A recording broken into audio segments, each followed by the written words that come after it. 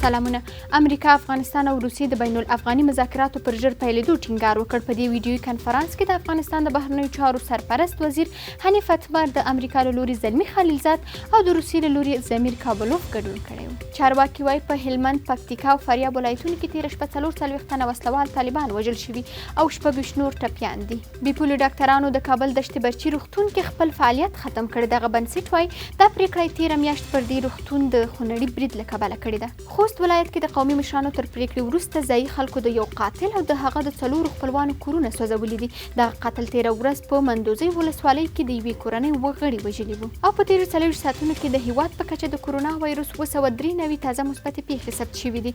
14 تنه د دغې ناروغۍ له امله مړه شوي او 491 تنه بیرته رغېدلي دي. په هیواد کې د مجموعي مثبتو پیښو شمېر 26310 ته ورسېده.